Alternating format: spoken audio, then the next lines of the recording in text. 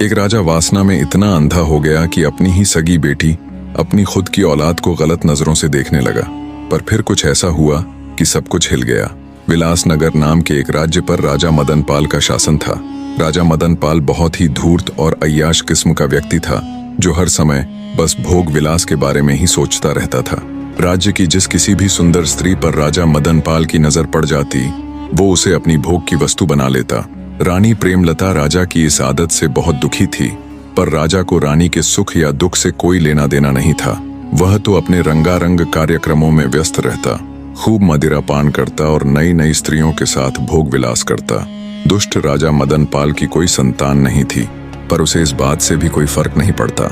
उसे एक आध बार चिंता होती तो बस इस बात की कि अगर उसका कोई पुत्र होता तो वह उसके बाद उसके राजकाज को संभाल लेता, उसका राजवंश आगे बढ़ता रहता।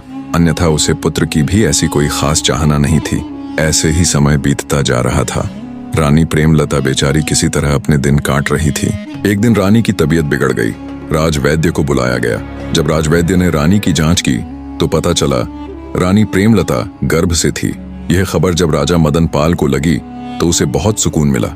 उसकी आदतों में कुछ सुधार होने लगा, पर यह सुधार बहुत ही कम समय तक था। 9 माह बाद रानी प्रेमलता ने एक बहुत ही अद्भुत और सुंदर कन्या को जन्म दिया।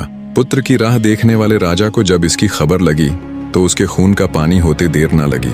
उसने तुरंत रानी के पास संदेशा भिजवाया कि उसकी कोख से जन्म लेने वाली लड़की का वह कभी मुख तक नहीं देखेगा। वह अपनी बेटी को मुझसे दूर ही रखे। अगर कभी मुझे वह नजर आई तो मैं तुरंत रानी सहित उसको मृत्यु के घाट उतार दूंगा। बेचारी रानी को जब राजा का यह संदेश मिला तो वह खून का घूंट पीकर रह गई। इसके अलावा वह बेचारी और कर भी क्या सकती थी। अब रानी के पास एक सहारा था, तो वह थी उसकी नवजात कन्या। रानी को तो पुत्री के रूप में जैसे नया जीवन मिल गया था।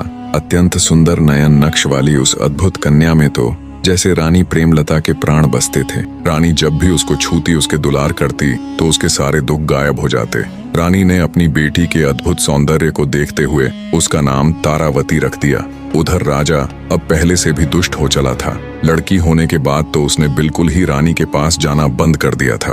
अब वह पहले से भी ज्यादा क्रूर हो गया था और खुलकर अपनी मनमानी करने लगा। ऐसे ही समय बीतने लगा। राजकुमारी तारा अब 10 साल की हो चली थी।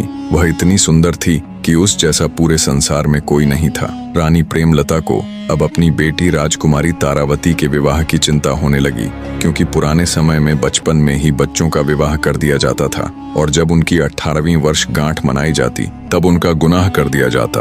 अर्थात जिस लड़के के साथ लड़की का विवाह होता, लड़की को अपना घर छोड़कर लड़के के घर जाना होता। इसी चिंता को ले